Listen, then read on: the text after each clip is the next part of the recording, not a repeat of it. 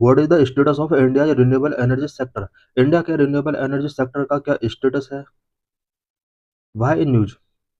India's clean energy transition is gaining momentum. In 2024, India added 24.5 gigawatt of solar energy capacity, making India the third largest contributor globally after China and US, making it a key player in the global shift towards renewables. India का clean energy transition momentum gain कर रहा है। Last year 2024 में India ने 24.5 gigawatt solar energy capacity build किया है। आज India China and US के बाद third largest solar energy contributor है। The United Nations Secretary General's 2025 climate report recognizes India alongside Brazil and China as leading developing country in scaling solar and wind energy. United nation secretary generals की 2024 की climate report के according India, Brazil and China के साथ साथ solar and wind energy को boost करने वाले developing countries के साथ ये वर्क कर रहा है। India leadership in establishing the international solar alliance is laudable. India जिस तरह से इंटरनेशनल सोलर अलायंस को लीडरशिप कर रहा है, ये एक लॉडेबल इनिशिएटिव हो सकता है इंडिया का। की renewable sources in India. India में रिन्यूएबल सोर्स कौन कौन से हैं? Number one, solar power. It dominate source of clean energy with significant installed capacity. Solar power India में क्लीन एनर्जी का डोमिनोस सोर्स है और इंडिया में इंस्टॉल्ड कैपेसिटी इसका सिग्निफिकेंट है। National institute of solar energy for research and development also established in India. Solar energy को increase करने के लिए इंडिया में national institute of solar energy for research and development establish किया गया। Number two, wind power. India has substantial wind energy potential, particularly in state like Rajasthan, Gujarat and Tamil Nadu. India के कुछ special state such as Rajasthan, Gujarat and Tamil Nadu में wind energy potential काफी substantial है। India also has national institute of wind energy supporting its development. India में wind energy को support करने के लिए national institute for wind energy भी इस्टेब्लिश किया गया है। Number three, hydro power. Hydro power is a significant contributor in clean energy with untapped potential in small hydro project specially in the Himalayan and north eastern region. Himalayan and north eastern region में hydro power से related potential बहुत ज्यादा है। Number four, green hydrogen.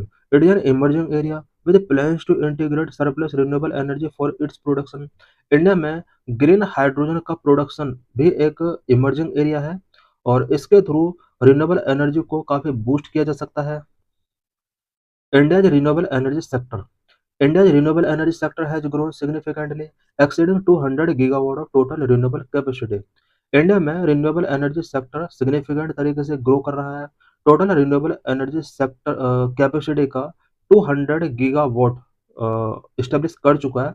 It means India 200 gigawatt तक renewable energy capacity अब तक establish कर चुका है। The country's renewable energy mix is dominated by solar and wind power, supported by policy interventions and international collaboration like International Solar Alliance. India के अंदर renewable energy की अगर बात की जाए तो सोलर एंड विंड पावर एक डोमिनेंट इसके अंदर एनर्जी की फॉर्म है। इट मीन्स ये दोनों ही रिन्यूएबल एनर्जी के सोर्स हैं, but solar and wind power इनमें डोमिनेंट में है। Policy interventions and international collaboration like international solar alliance जैसी पॉलिसीज ने बहुत ज़्यादा सपोर्ट किया है सोलर एंड विंड पावर को इंक्रीज करने के लिए। Future plans include increasing renewable capacity to 500 gigawatt by 2030, expanding decentralised energy system and integrating green hydrogen.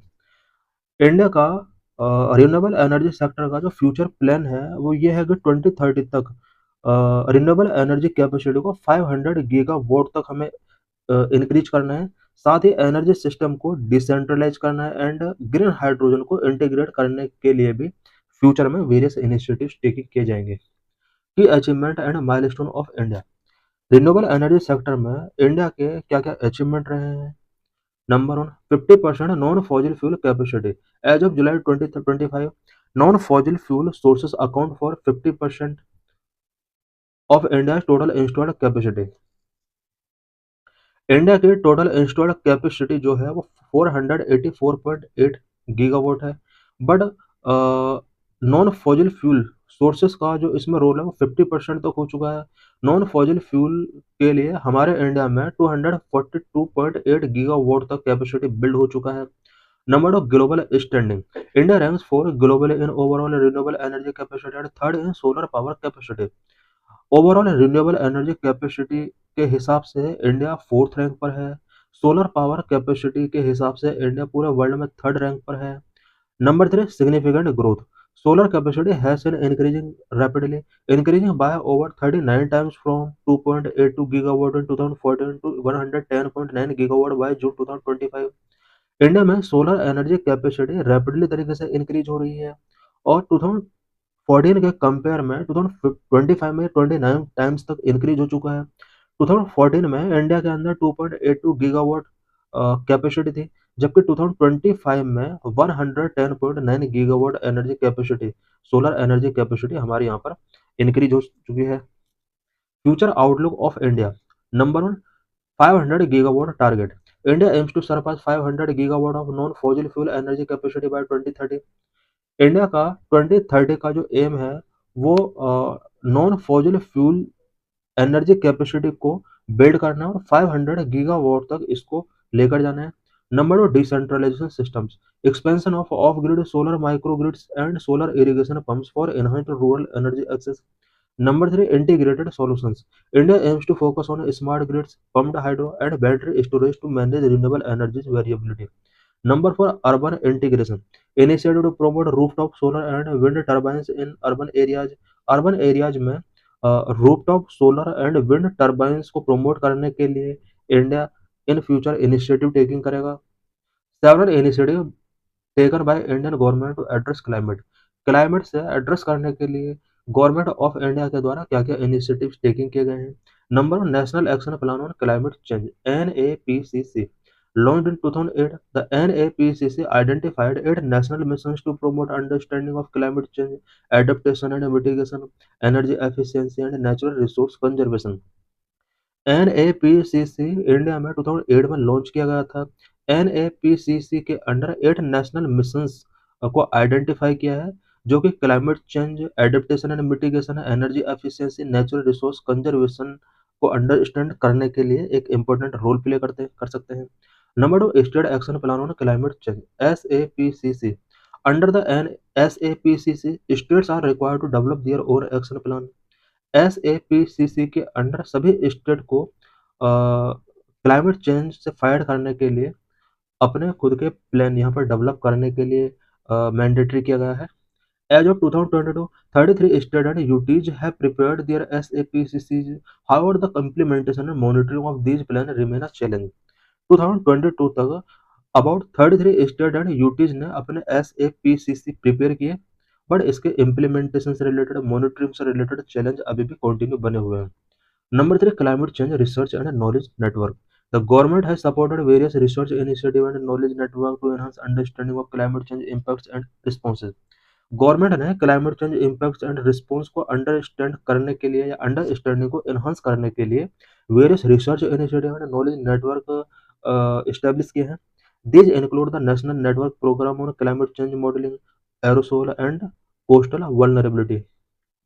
Number four, International Solar Alliance। It promotes the widespread adoption of solar energy, enhancing global cooperation in renewable energy। Renewable energy sector में global cooperation को enhance करने के लिए, solar energy को wide spread adopt करने के लिए India ने इंटरनेशनल सोलर अलायंस को लीडरशिप गिवन किया। Number five, goal of net zero by 2070। India's commitment to achieve net zero emission by 2070 marks a significant shift towards absolute emission reduction। India ने absolute emission reduction के लिए 2070 तक एक target रखा हुआ है, net zero emission target. Number six, enhanced nationally determined contribution (NDCs), setting ambitious target for reducing emissions intensity and increasing renewable energy capacity। Emission intensity को reduce करने के लिए एंड रिन्यूएबल एनर्जी कैपेसिटी को increase करने के लिए NDC के under ambitious target set किए जाते हैं। NDC means nationally determined contribution. Number seven, significant growth in renewable energy capacity, rapid expansion in solar and wind energy installations contributed to India's international non-fossil fuel energy target। India के international level पर भी कुछ non fossil fuel energy targets हैं। इन target को achieve करने के लिए solar and wind energy installations India के अंदर बहुत बढ़ाया गया है। Number 8, Indian emissions carbon trading scheme, establishing a carbon trading system to incentivise emission reductions and support sustainable economic growth. India में कार्बन ट्रेडिंग स्कीम लॉन्च किया गया so that emissions को रिड्यूस किया जा सके एंड सस्टेनेबल इकोनॉमिक ग्रोथ को support given किया जा सके। Number 9, coalition for disaster resilient infrastructure CDRI, focus on building resilient infrastructure to withstand climate induced disasters.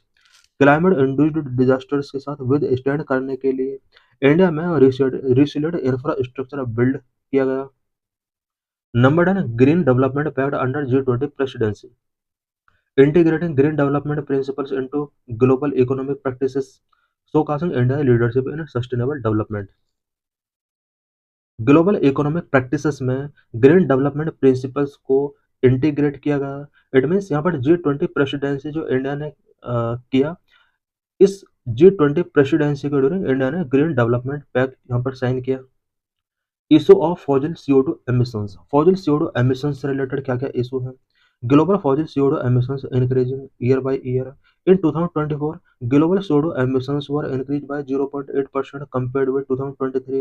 In 2023 it was rise by 1.2% compared with 2022। Global fossil CO2 emissions year by year increase हो रहे हैं। 2024 में global CO2 emissions 2023 का compare में 0.8% तक increase हुआ। वहीं 2023 में ग्लोबल CO2 एमिशंस 1.2% तक इंक्रीज हुए compared with 2022। In 2023, the largest absolute contributions to global fossil CO2 emissions were from China, US, India and European Union। 2023 में फॉसिल CO2 एमिट करने वाले जो लार्जेस्ट कंट्रीज रहे हैं वो चाइना सबसे ज़्यादा यहाँ पर फॉसिल CO2 एमिट करने वाला कंट्री रहा, 31% के लिए रिस्पॉन्सिबल है। US सेकंड नंबर पर 13% के लिए रिस्पॉन्सिबल है। इंडिया थर्ड नंबर पर 8%, European union 7%। These four regions account for 59% of global fossil CO2 emissions, while the rest of the world contribute 41%। China, US, India and European Union, ये चार region overall global fossil CO2 emissions का 59% के लिए responsible है। बाकी जो world है वो 41% के लिए रिस्पॉन्सिबल है। The 2024 global carbon budget projected fossil carbon CO2 emissions of 37.4 billion ton, up 0.8% from 2023। 2024 में एक्सपेक्ट किया गया है कि ग्लोबल फॉसिल CO2 एमिशंस जो रहा है टोटल वो 37.4 बिलियन टन तक रहा है। इट मीन इसके आसपास ही लगभग 2024 में ग्लोबल CO2 एमिशंस रहा होगा। चाइना ने 12 बिलियन टन CO2 रिलीज किया, वहीं यूएस ने 4.9 billion ton, India 3.2 billion ton के आसपास फॉसिल CO2 एमिट किया होगा। मैप में हम देख सकते हैं कि China top fossil carbon CO2 emitter country है, सेकंड नंबर पर यूएस, थर्ड नंबर पर इंडिया है। Global per capita fossil CO2 emissions, the global per capita fossil CO2 emissions in 2023 1.3 ton of carbon per person per year. 2023 में global per capita fossil CO2 emissions जो रहा है वो 1.3 ton carbon per person per year रहा है। It means globally पर capita fossil CO2 emissions का जो रेट है वो 1.3 टन रहा है। पर capita fossil CO2 emissions country wise पर कैपिटा फॉसिल CO2 एमिशंस क्या रहे हैं। यूएस में 3.9 टन रहा है, चाइना में 2.3 टन रहा है, यूरोपियन यूनियन में 1.5 टन रहा है, इंडिया में 0.6 टन रहा है। हम देख सकते हैं कि पर कैपिटा फॉसिल CO2 एमिशंस के रिस्पेक्ट में चाइना सेकंड नंबर पर है, जबकि एब्सोल्यूट एमिशन के रिस्पेक्ट में चाइना टॉप पर था। यूएस यहाँ पर टॉप नंबर पर है, वहाँ सेकंड नंबर पर था। इंडिया यहाँ पर फोर्थ नंबर पर काउंट किया गया है। What is the Paris agreement on climate change, climate change से रिलेटेड पेरिस एग्रीमेंट जो हुआ था उसके अंदर क्या क्या प्रोविजन किए गए थे। A legally binding global agreement under the United Nations Framework Convention on climate Change UNFCCC, UNFCCC के under legally binding global agreement किए गए, adopted in 2015 during UNFCCC COP21। COP21 2015 में पेरिस एग्रीमेंट अडॉप्ट किया गया था।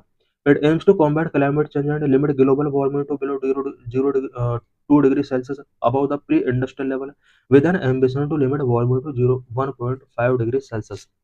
पेरिस एग्रीमेंट का जो main M था वो क्लाइमेट चेंज से कॉम्बेट करना एंड ग्लोबल वार्मिंग को 2 डिग्री सेल्सियस के बिलो रखने का यहाँ पर टारगेट रखा गया। Replace Kyoto protocol. Paris agreement replace the Kyoto protocol which was an earlier agreement to deal with climate change.